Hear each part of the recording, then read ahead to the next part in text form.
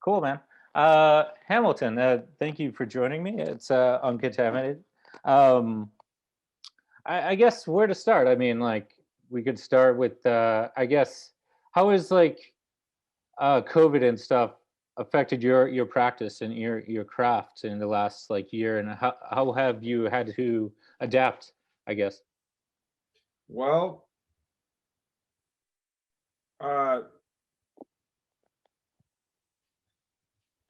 it changed everything, and also it's funny because I'm sitting here. The reason I'm thinking about it is that, like, when I was making my record, "The Loves of Your Life," for the last, I forget how many years, several years, Yeah. I was really just, I have a studio in my house, and I was working by myself, and I was alone every day working on music, and now I'm alone every day working on music. I just have a lot less hours now because my girls are in homeschool and they're constantly interrupting me. Oh yeah. Yeah. Um, and so in terms of making music in the studio, I'm lucky enough to be able to, like, I sort of prefer working alone in the studio now, and that's something that I can continue to do. The downside of it was, well, everything else. And for me was I was about to go out on tour and, like, play all the shows, and it was going to be sort of, I was really looking forward to, like, seeing people, Yeah. and Yeah. I had, like, saved up all my social energy for, like, getting out there and doing this tour, and then it was a little bit of a bummer when the whole thing got just stuffed down the tubes. Yeah, yeah. No, I mean, that's what I was capturing shows, live shows, and traveling out, all over the place, capturing all sorts of bands and musicians and artisans. And yeah, I just miss that energy of just going out there and in that social interaction between. Yeah, it's kind of like the tour. It's funny how, as I've gotten older now, the tour is kind of like it's really hard work, but it's kind of like, part of it is kind of the reward for doing all that lonely work in the studio. You get to go out and, like, see people and sing along with people and meet people, and that's, like, I enjoy that. I've realized now that I haven't been able to do it, how much I actually miss it. Yeah, yeah. Um, so where, I guess, to kind of go back to the beginning, like, how did you get into music? Did you always have that interest? Because I've researched, and I believe your father was a really notable or prolific kind of fine artist and printmaker. And how did you? Yeah, I'm sitting here in his old Yeah. painting studio. Actually, it's funny to be here because this is where I grew up in this house, and he collects also. He used to paint here when I was little. He's like, over here, he's got his little collection of drill bits that he used to collect, Oh, cool. and some of his prints are out, but I covered them up with some soundproofing actually. But yeah, he's when I was really little, he was doing a lot of print making, and he had this huge printing press down here that took up 80% of this room, like a Whoa. huge manual crank thing. And then he started doing oil painting when I was, I don't know, 10, 12 or something. He did that for a long time. Hmm. Well, did any of that take kind of transfer to you, like any interest of like printmaking, or how did you evolve into just uh making sound and music, comparatively? Because Uh, my dad was actually also in a band, sort of for fun with his friends when I was little. So that would be the first band I ever saw. Would be going out and seeing my dad play with his uh, friends, and so it was sort of always like something. I guess that as a little kid, you think that's a possibility of something I could do, and I can sort of see my daughters, like, sometimes it's not like some crazy idea that they would start a band. I mean, they're pretty little, but I can see that it's something that's in their mind as like a possibility at an early age. Um, but yeah, we would always just, I don't know, I guess my dad was like playing records around the house and stuff, and then you kind of, it just sort of in the back of your head, you think maybe someday I'll be up there on that stage. And then when we were like 14 or something, my friend, uh, I met a friend at school, and we started playing together. And then I got my cousin, who lives right across the street from here, actually, to start playing drums, and we started a band. And that was our first garage rock band. cool. Did you have any formal training, or you just picked it up during Not the? like, well, I took piano lessons when I was a kid, and I Hmm. was like whining and complaining, and it was like my parents were like, "You're gonna appreciate this when you're older that we made you do." I'd be like wanting to like, I don't know, play my Nintendo or something like that. But yeah, like as time went on, I took music theory courses. I actually went to that Berklee College of Music summer thing they did there. I learned a lot of theory and stuff, which Nice. Yeah. I actually enjoy that kind of stuff. So That's I am sort of versed in that kind of stuff. that's cool. I'm originally from Boston myself, and I kind of made the move to Brooklyn in like it was late 2016, and now I find myself in Beacon, New York, and yeah, so I know Berkeley well, and very talented artisans there. Like, so so you grown up, so you grew up in DC, am I correct? Or Yeah. cool. Did how was that? Like, did you have any influences, like musically or sound wise? Like, were there like interesting bands around that area at the Oh yeah, time? definitely. I was a little bit too young to be a part of the big DC movement, but it's one of those things where like when I started getting into music, you start realizing like that it had sort of always been around. Like when I was really little, Mm, um, there were like, like Bad Brains posters and like, like Fugazi, Minor Threat and Fugazi, and then all of Discord and stuff. So by the time I started really going to shows and stuff, it was really sort of like Fallout kind of copycat bands of like basically every single band sounded like a version of Fugazi. yeah, yeah. And it was something that I kind of like. So to me, that was like the establishment. As much as I was absolutely obsessed with Fugazi and still love Fugazi, I wanted to definitely sound different than that because I just saw everywhere I went it was like the same band firing up the same guitar tone and like just kind of it was just omnipresent sound. Now, when did you decide to just pick up from DC and go to New York and just I like, went to Boston for college actually for 2 years, oh, cool, yeah, and then I transferred down to New York because the music scene in Boston was pretty limited. We played like TT the Bears and like Middle East upstairs and like what was that place like the Lakeside or something like that.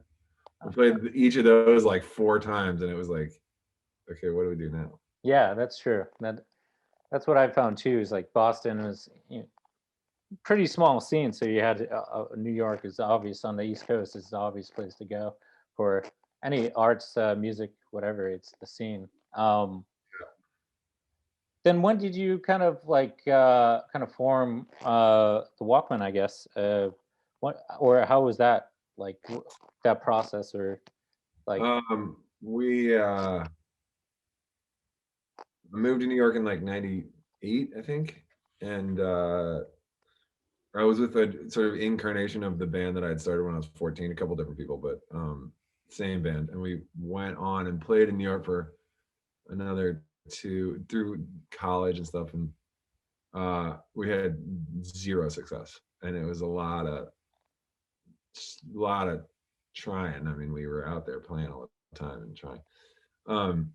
And we started the Walkman in 2000 when my band was sort of like a couple guys wanted to go to graduate school and I still wanted to play music and some people didn't and my cousin's band it was called Jonathan Fire Eater was having inter band fights and stuff and they were breaking up and I think I called them one night and I was like we should just start a band together and that was the beginning of it. Was that Walt by any chance? Because Yeah. I've spoken to Walt on the show like in the summer. Or Oh, you this, did? yeah, yeah, and actually Nick Stump too as No well. way. What were they Yes, together or you talked to them separately? separately. So it's Oh, that's a lot of my family right there. yeah. I'm So it's married to Nick's sister.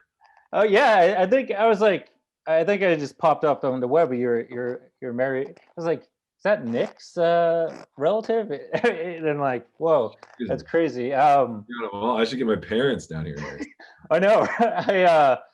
It's kind of similar to well, it's my partner's a publicist, music publicist, and she suggested I talk to kind of reach out to people, and she knew of you guys band, the Walkmen and stuff, more than I, as I'm more of a visual artist and photographer. But it's cool to see all these connections and talk to you guys, and just have this like kind of this cool little archive of conversations.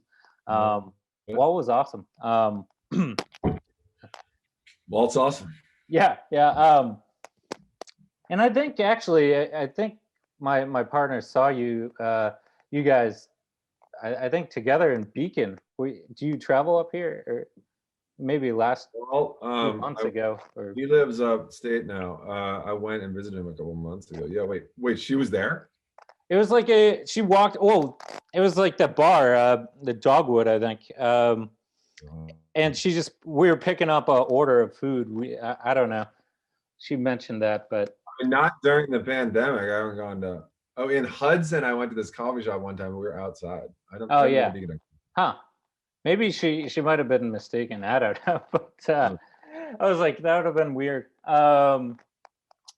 Anyways, so like, I guess like, what kept you going through, continuing to pursue music? I guess like, I'm sure there was challenges and like opposition to like, oh, why don't you go to grad school and go to this like linear kind of career path comparatively to, um, chasing down like music and art and stuff.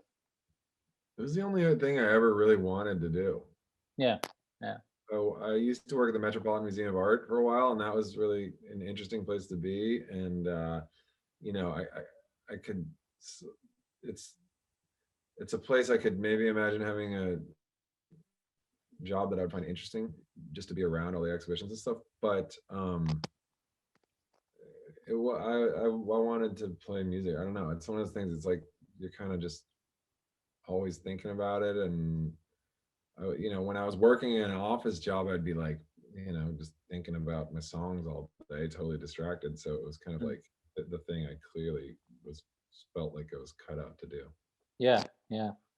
I, Speaking with numerous artists that just pursued full, professional art careers, and musicians as well, that's the same kind of sentiment of, this is what we want to do, and that's all I want to do, and they just did it.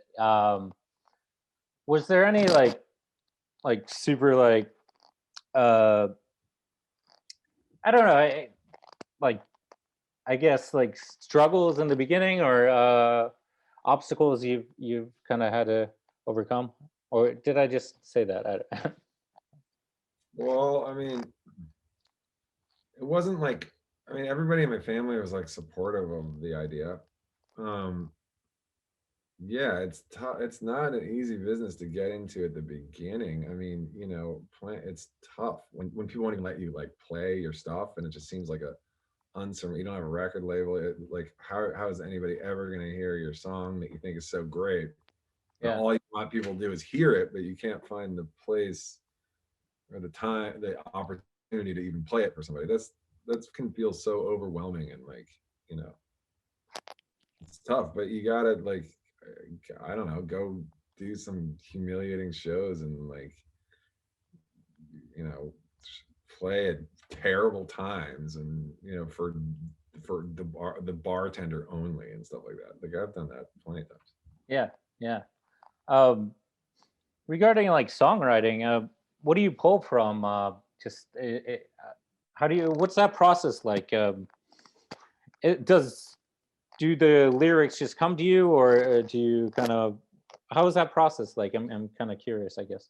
It's hard because um, it's kind of different every time. So I wish that I had a process that just worked. Sometimes, like, I basically always have to have some sort of musical idea first. I can't just write like a poem or something like that and then sing it, which I wish that I could do, because that I've tried many times to do that, but I've come to realize that I can't. The things I write are meant to be sung and are very much attached to the melody. So, and also like the way you go about, like the way I put my songs together, like the amount of like force or like prettiness or like ugliness that you put into your voice for certain lines is meant to convey like a certain feel. So like just reading it out on a page can like either like sometimes just not make any sense, or like, I mean, I like it when I try to have it so that you could read it and know what I'm talking about as opposed to just nonsense. Mm. But it's not that my calling, and is definitely not like to be able to write something that stands on its own without a song. Mm. Mm. Now, with that, does do you have the melody already recorded, or have something in mind that kind of pairs well with those lyrics, or Yeah, sometimes, but to be honest, uh, the stuff that comes best to me, it's sort of like melody and lyric at the exact same moment, and that's always the best stuff. And whenever that doesn't happen, you end up like fighting it for so long and trying to combine things and cram something in, and it's always lesser. So you're sort of, it's, I guess it's just like random spot of inspiration is when you have your best moments, and you wish you could have more of those. yeah, But in the meantime, I just try to come up with as much as I can, and hope for as many of that, you know, try to create the opportunity for as many of those kind of things to happen. yeah. Well, do you like also, like, outside of music, are you inspired, or just are you into literature, film, visual art, and stuff like that as well? I read, yeah, I read. I used to be so much more into films, and I find that like I just don't watch much of anything anymore. Yeah, Um, I don't really even watch like TV shows. I watch like some sporting events. Like that's like about all I watch anymore. Um, I just don't find it very interesting. I love like old movie. I was just watching some old movie. We watched something recently and I loved it, but I don't know. I never want to do it. I read a lot now. I read a lot of poetry. I read a lot of novels. hmm, And I just find that like the more I read, I used to go through the Met a lot and just look at all the paintings, and I always found that was kind of like inspirational. It was like, you're not like singing about a painting, but like the more just great paintings you look at a lot, you sort of feel like inspired. You kind of like want to go out and I want to like sing something completely different, but I just like wanted to do it. yeah, Sometimes now when I read like great poems or something, like I mean, I'm not above like trying to rip somebody's line off, but like it's not really about that. It's more just like reading a lot of great stuff, and then it makes you kind of like psyched to go out and do it yourself. yeah. Any particular author or novel you're reading now? That's I'm reading like 4 books right now, which I don't like doing. I always like to try to read one at a time, but yeah. somehow I guess we've been moving around a lot and I've been putting them down. Right now I'm reading I just read this one about the planet. It was called The Planets. It's just sort of like each chapter dedicated to each planet in the solar system, and it's kind of interesting. I learned a lot about the planet. I'm reading one about Bob Marley's biography of Bob Marley. I'm reading a bunch of different poetry books. I'm reading one about discovering longitude by the same person who did the planets book. I just read this amazing one called Brief History of Seven Killings about Jamaica. Hmm, interesting. Well, I'm similar. I have books all around, but it's like, and I kind of like dive into, like, I try to dive into several, but I really need to stay focused on one before. Yeah, it's kind of, I don't like being all scattered around. What do I have here? I got a bunch right here. What do I have? Here's some that I've been trialing around. A Gulag Archipelago. I just read the first one of those. Yeah, It's unbelievable. I got the other two. I got to read that. I got Marvelous Things Overheard. Gotta say, I was a little disappointed in this book. yeah, This poet. I read her poem in the New Yorker, and I thought it was so great that I Googled her and I looked her up, and I bought her book. Don't love the book. Sorry. I hope she doesn't see this. This is like some friend of my parents, I think. hmm, I just found it on their bookshelf. I haven't read it yet. This bought today. Started reading his stuff again. This is like me age 17 or something like that. yeah. I don't know why I bought it, but I just did. Oh, I love Bukowski. Yeah, I guess I do, but I guess I do, but I do, but I have problems with them too. I'm not like, you know, bought and sold on all of it. Oh yeah, he can be a little rough around the edges, and yeah, I think he was I believe he was a vicious alcoholic, and Yeah, I think he was a um, very nice guy, but he he does sort of consistently kind of bring some have something. I like him when he gets a little bit lighter, which I think is actually less popular. I think that when he got old, actually that I think he wrote that when he was old. That's why I bought that one. mm, I don't really like the intense stuff that I would have, sort of be his classic calling card. I get a little bored of that stuff, but yeah, yeah, I like when he has kind of a sunny side to him. yeah.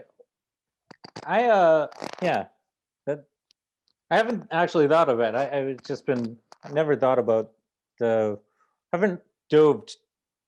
Sorry, I'm just losing my train of thought.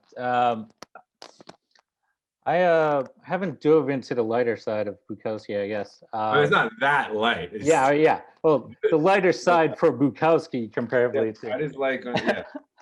um, I think what I last read from him, it was his novel of when he was in Hollywood and writing a script for I forget. I think it was just called Hollywood. I think I have a few books of poetry as well. But do you also like?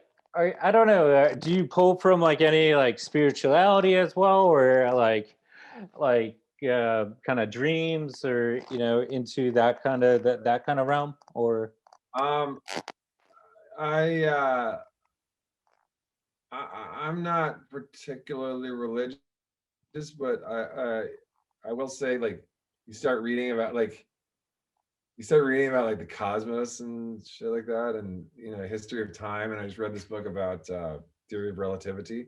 mm, And when you read that kind of stuff, it's so like overwhelming that you start, it definitely gives you that sense of awe, and like there must be some sort of intelligent creator to this, or something. There's got to be something more than just what what you understand. So that in that way, that is about as spiritual as I'll get through the lens of science and mathematics. yeah. Well, I feel like when I start thinking about that larger picture, uh, I think then I get more creative comparatively to thinking. Really? Yeah, yeah. My mind opens up when I start thinking about the universe and our place, on this this little rock comparatively to the size of the Always universe. makes me feel so small and meaningless, and like, who cares about this dumb song that I'm worried about? um, well, interesting. That's well, yeah, that's an interesting just position where yeah, comparatively to the vastness of the universe, maybe your song doesn't matter, but who knows where those but you're reaching the human race, at least, so who knows where the radio waves are going anywhere else. You don't Yeah, know, we can't know, so you have to kind there's of some fan out there somewhere, hopefully. right, just far out there in the universe, just like yeah. um Interesting. Um like yeah, that's really did you have do you have any like oh, you don't really have like a set process, right? Everybody like in visual worlds like process, but it's like I feel like um things can just come to you, the best stuff, like I think you said to a few minutes ago, things just come to you. But do you have any like set like habits or rituals prior to kind of creating, or you just don't even think about it and just things kind of come to you intuitively? I just try to keep hours. That's what I try to do. I wish that, I guess I work better in the morning than in the evening. I just get tired. I've always sort of been like that.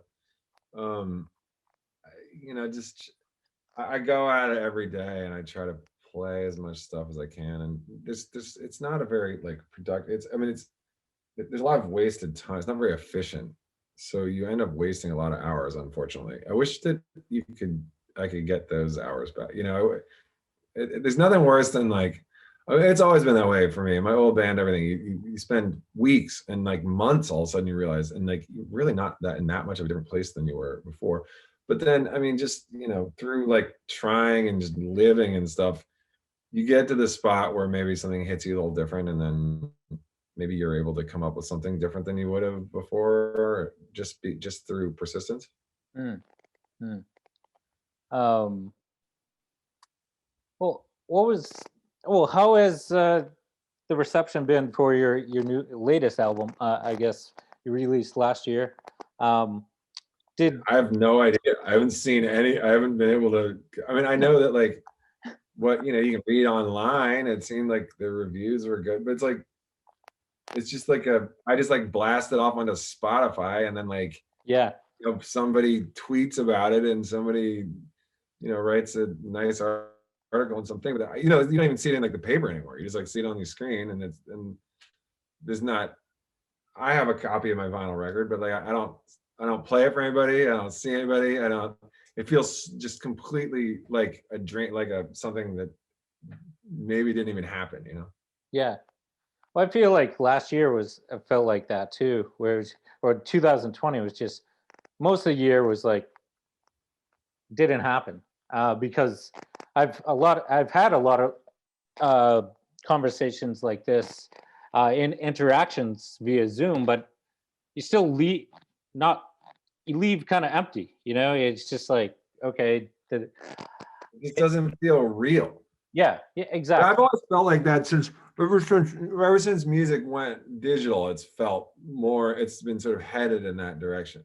Yeah, Because like I used to sell CDs and at shows, and now like CDs are like this. I don't know if that exists anymore. It's just like there's still people still buy vinyl records, but that's always going to be a limited amount of people because like that's just the nature of it. And so that's the one thing I can say I'm like sort of when I get the vinyl record and I feel like I got something tangible, and that's the only. It's like that's it. That's all that's left. And the concert, which is not happening right now, anytime soon. yeah, yeah. Well, I noticed on your site you can have something booked in August possibly or no? Like I think the next thing people think I'm actually going to play on my team is October 15th, hmm, 2021. yeah. Well, hopefully by that time they can figure I things mean, out. anything before that would be great, but Yeah, that's what we're really shooting for. yeah. That's I think New York was trying to plan, or I think everywhere they're trying to open things up by the fall and hopefully have set Well, regulations, and have things kind of more fleshed out comparatively to the problem is that like a rock and roll concert at a club that you would hope would be crowded is going to yeah. be probably the last thing in the world that people are going to want to go to for a while. That's true. Um, that is true. But I mean, it's like going back to kind of like our digital age now, and it's just music via Spotify and the interwebs. It's like I think we still, as a species, need that connection of in-person connection with the musicians and being in that crowd. But I think even when we do have the live performances, it will have to be like either less people or like, I don't know how they plan to do As that. if it wasn't like hard enough to like sell tickets. Yeah, yeah. Um, so yeah, who knows, man? It's a crazy time, but I've listened to the records. My partner gave it to me for Christmas, which I love records and the sound of records, and it's a beautiful piece. It's a beautiful album. Um, it's but I like the tangible, but who masses generally just are on their iPhones now and listening.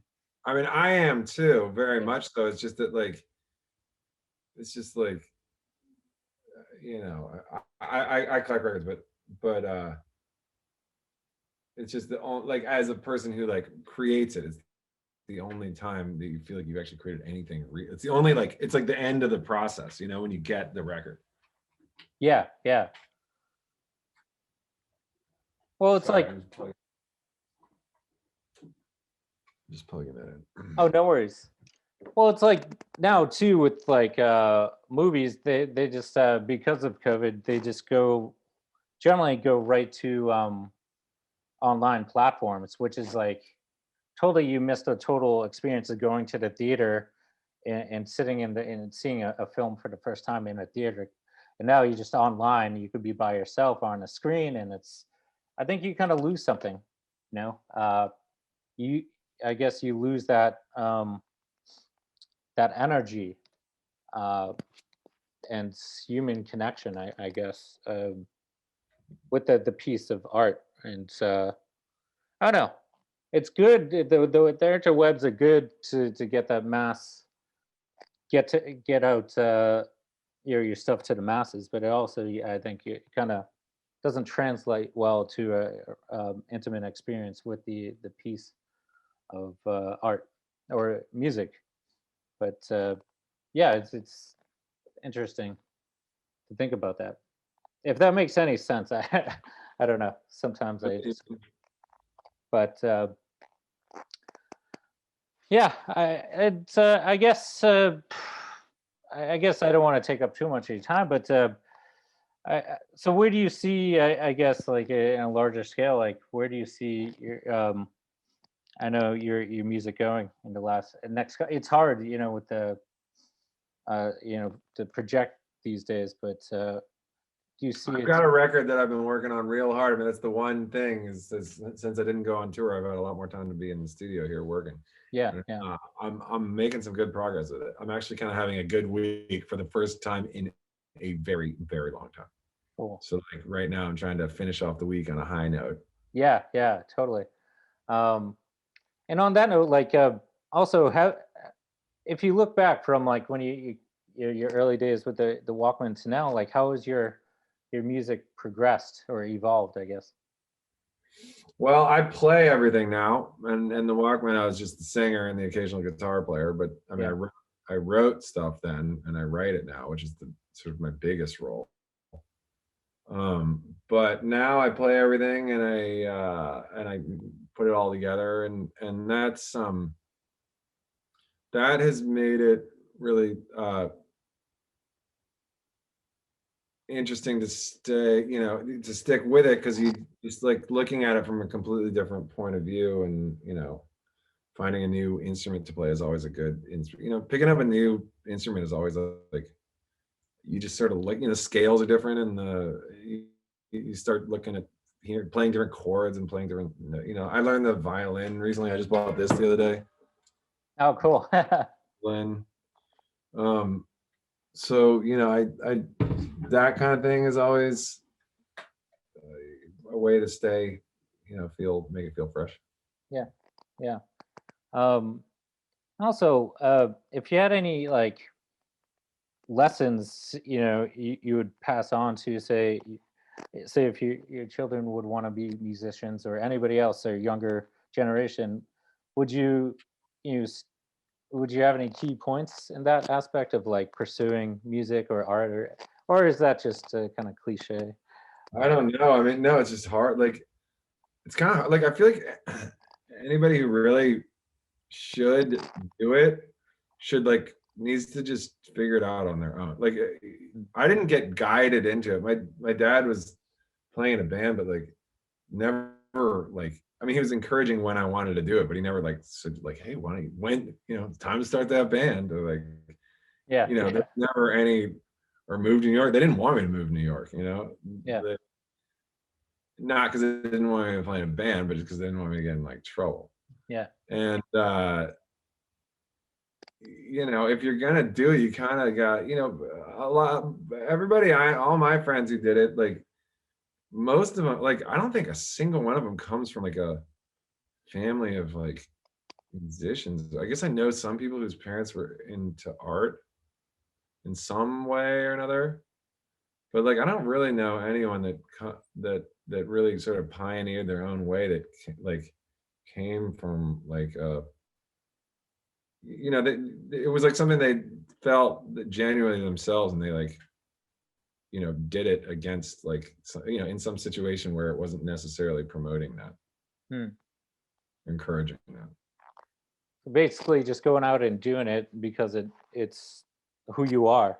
Yeah, like for I mean, I guess it sounds kind of like cheesy, and there's so many people that don't do that. But the people that I gravitate to that are my friends and stuff, some of whom do great and some don't.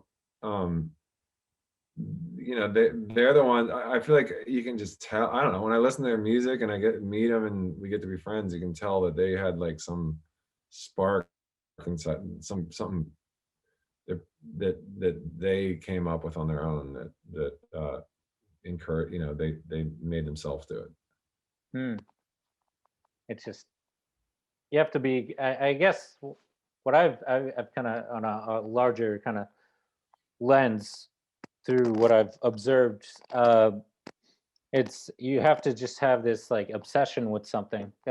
Yeah, there's a real difference. Yeah, you can tell. I sort of feel like when there's I don't know, the people that I know, you can you can tell when somebody can't think of anything, or somebody's got that just passion, like they're doing it at weird hours, and they're doing it in weird, but they sort of can't stop. Yeah. And well, as soon as you get to know somebody, you can sort of tell if they have that, or if they're just kind of like doing it to like be famous or like look cool or something, like or some other, there's plenty of, and that's just can ring pretty hollow. Also, I know you've accomplished a lot over your musical career, but has there been anything you haven't, or you want to do and you haven't done yet, or any goal or that you haven't achieved yet? It's funny. I don't. There's nothing like that like specifically comes to mind. I mean,